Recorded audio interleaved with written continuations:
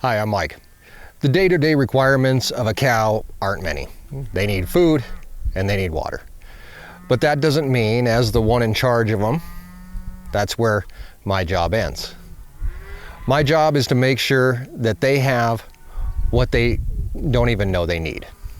And much like a toddler, sometimes you have to tell them to eat their vitamins on our Wyoming Life.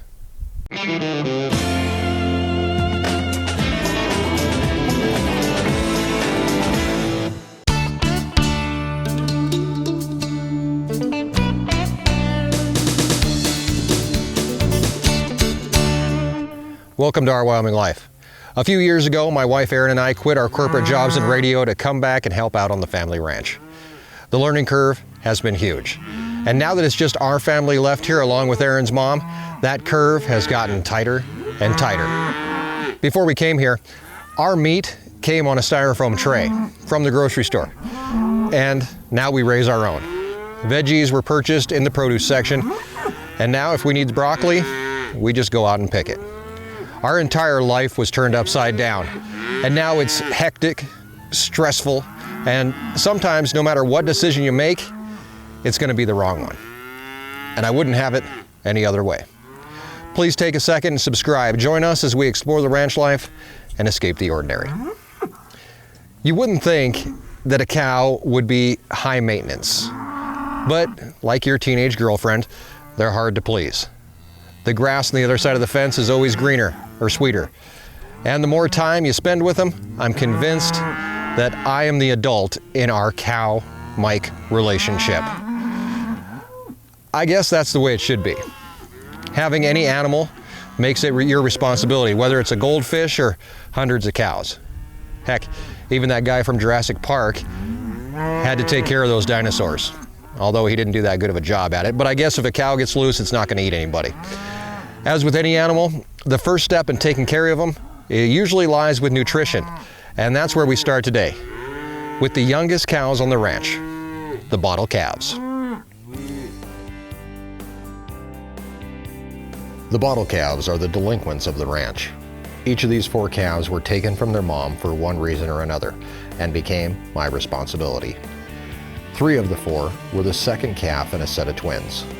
Mom cows have a tough enough time keeping track of 2 calves, and sometimes even feeding them. So we adopted them and promised Mom that we would raise them right. Although I do get a lot of the "you're not my mom" vibe from them. Each day they require attention, food and water to start. Today they're given just a little bit of grain to mix in with their regular diet of food pellets they receive. They are now an average of 4 months old. They are weaned from the bottle, and now it's time for them to grow. The pellet they receive is called Range and Grow. It contains everything they need, including vitamins and minerals that their moms may not be getting on pasture. More on that later though. Just know, they may be secluded from the rest of the herd, but they have each other and are the best fed cows on the ranch. Their water tub is also cleaned and refilled daily. You may have noticed flies.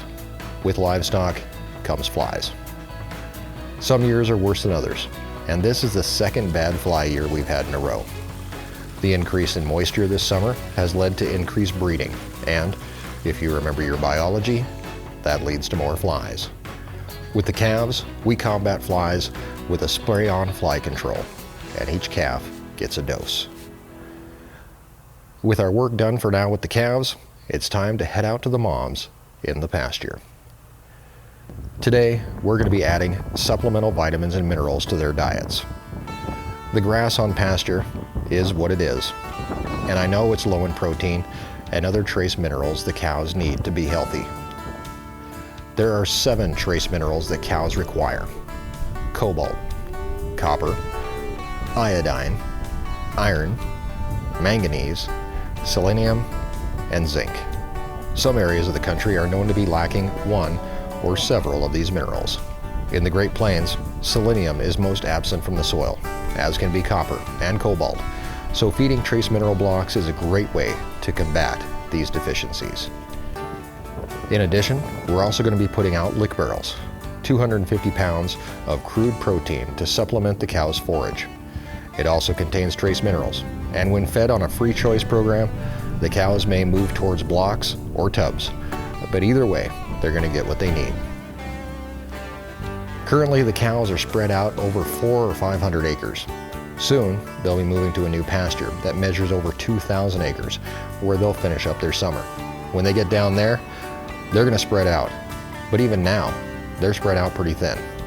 Some are over here, some are over there, and some are everywhere. That's a good thing, because when we start putting out supplement, the word will spread, and cows will be here soon. So, we better get to work. Choosing where to feed supplements can work two ways. Usually we feed where we want cows to move to, new pasture or areas where they haven't grazed. Today we're using these treats, which is what cows consider them, to move them back into an area that they've already eaten. This may not make much sense, but what this area needs is fertilization. And rather than have me move and spread manure in this area, I'm going to let the cows do it for me. As they move across the pasture to get to their treat, they help me out, saving fuel and time. Watch your toes. These 250-pound barrels are heavy and somewhat awkward. Rolling them off the bed of the truck is the fastest way for me to unload them. The cover comes off, and the cows that are there early for the party are already getting to work on them. And it is a party. Remember, I said word would spread. Well, it's doing that now. And although not all the cows will head this way right away, a number of them will rush to be first, second, or even third in line. Some can't even be bothered to go through the gate and cross over the fence in their own special way. Let's watch that again. Seeing a cow jump a fence like this is actually pretty rare. Remind me to keep an eye on her though. A cow that jumps fences is always a headache.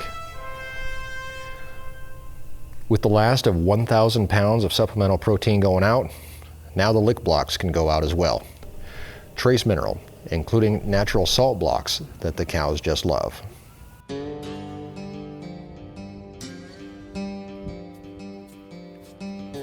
Just like with the calves, fly control is in these guys' future as well. But we can't spray every single cow and calf out here, so we have a couple of different methods. At branding, each calf received a fly tag to keep the flies away. In addition to protecting the calves from the flies, the tags also rub off on their moms and give them some relief from biting flies. So we're going to be filling up some fly bags today also. Fly bags hang from a frame. No, this isn't a swing set for the cows. It's just a large frame that I repurposed to hold a fly bag. It's filled with an insecticide powder. That will come out the bottom of the bag as the cows move underneath it. Coating herself in the powder is another free choice activity that a cow can do. Those that figure out how receive the benefit, and those that don't, well, don't. Here's a hint.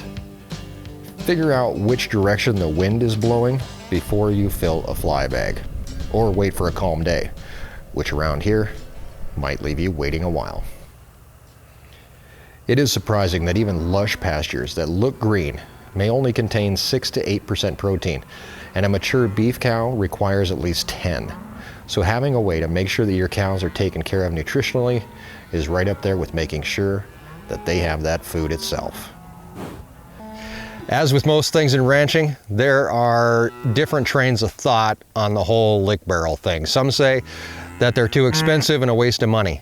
And although we don't have them out all the time, when we do, it offers cows many different ways to get the vitamins and minerals that they need, like a giant Flintstone vitamin without the food coloring. A few years ago, I didn't know and I didn't care about cattle nutrition. Cows ate grass, and that was it. But now I have crammed my mind so full of all that I probably overthink it. But at least I think about it. And now so do you. Thanks for watching. Be sure to subscribe and check us out on Facebook for more that never makes it to YouTube.